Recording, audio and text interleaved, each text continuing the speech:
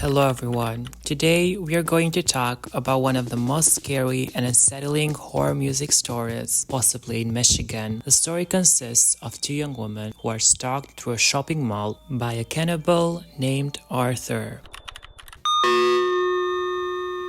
The story begins with one of the girls that is on a shopping mall and goes down through the stairs with a sense as if she's being followed by someone. The girl's name is Sharon, and she always attracted violent men. The strangest thing is that it would seem as violence was her idea. She also had a friend named Janice who was exactly like her. They both had the same attitude, viewpoint, and also like the same perfume. As they are walking, we see Arthur who is following them. As they go to the perfume section, one of the perfumes reminds them of their aunt. Which one? Smells like mother's crazy sister Kate. Oh, you think so? Yeah, I do. Their mother's sister, named Kate, is actually crazy. She put her poodle one time in a microwave to eat it, but the microwave exploded and they both were found dead. Oh no. No, silly. To dry it. But it exploded. And they were both found dead. She must have been out of her head. Then they find their favorite perfume they had been looking for. Janice tells Sharon to go buy one for her too, as she was going to wait for her at the door. After Sharon buys the perfume, she goes again up the stairs. But this time, she's being followed more closely. She then wonders how she always meets the strangest men. Then she remembers one time when she kissed a guy who ate his woman's friends. Janice is concerned for Sharon because she sees a creepy man that's following her. She points out to Sharon, who then starts running. They both get away from the shopping mall feeling relieved that they are not going to see the strange man anymore. Bye-bye. Bye-bye. After they say their goodbyes, they both go their separate ways. Sharon goes to her house, but she doesn't know that Arthur had been following her. Arthur longed for that scent that smelled like home. He used so many masks to disguise himself that even he had forgotten who he was. He imagined himself transforming from a frog to a Prince Charming. He felt that the moment he would kiss her, she would fall in love with him. So he rang the bell.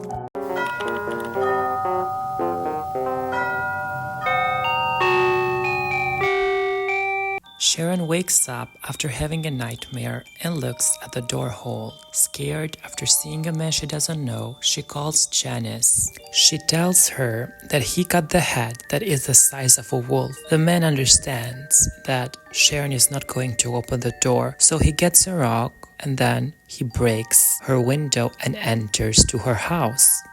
The man kisses her and tells Sharon that she has only two choices. The first choice is that he will eat her right now, while the second one is that he will cut her arms and her legs off and eat them slowly. When the girl asks him why he is doing this, he tells her because of love. Then Sharon starts getting deja vu and flashbacks. For love. But love shouldn't cost an arm and a leg. For love. But do you love me? You smell so good. The sweetest flower of all. Have there been others? 6, Then I am the 7th. So at the conversation that they just made, we understand that the masked man has done this thing previous times. Sharon realizes that the man was a psychopath and had killed 6 other women. So he tells her that she was going to be the 7th victim. Then Janice comes to Sharon's home and immediately shoots the man with the wolf mask. 7th.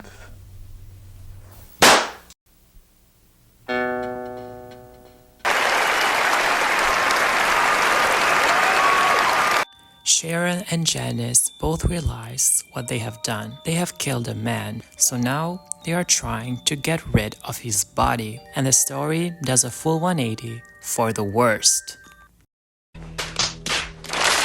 So what a normal person would do is go call the police and tell them everything. But that's not what they did. The story gets really dark, so if you have a weak stomach or are eating something, go to the end. They start cutting his legs and arm, which is really scary. They put his head in a cocktail and start drinking from it. They also start eating him happily, like cannibals. After, they make a toast to what they have done and start drinking a red liquid, which I'm thinking is blood. But even though they're happy with the outcome, a sense of dread and guilt never leaves them. They feel like the man is still there with them. He is still watching them and he's tormenting them. They even feed the dog with a human flesh. The dog also starts barking at nothing, something they do when they see a ghost, spirit, or evil presence. After they have finished eating him, they take his bones and cover them with newspaper and put them in a black trash bag. At the end, we see Sharon with a black trash bag leaving the house to go out. She lets the bag at the side of the street close to a yellow one. At last, we see the waste collector taking the black trash bag and putting it into the trash truck, wiping the darkest secrets that Sharon and Janice had ever made. I'd like to say that on the second part, there is something that really confuses even me, is that at the second part that Sharon asks for help, Janice picks up the phone while she is holding a gun. She shoots a masked man 2 times. In the clip, we also see Sharon having deja vu and waking up again.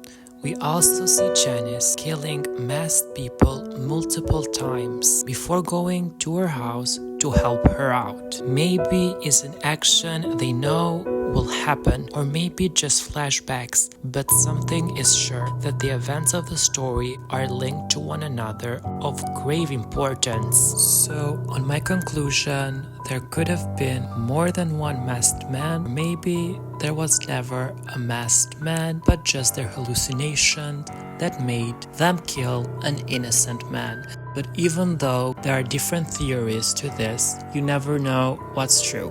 If you want to know how this horror musical video was made, you have the link in description where they interviewed the girl that played Janice. This was the video for today. Don't forget to like, subscribe, and turn on the bell so whenever I upload a new video, it will come directly to you, and see you on the next one.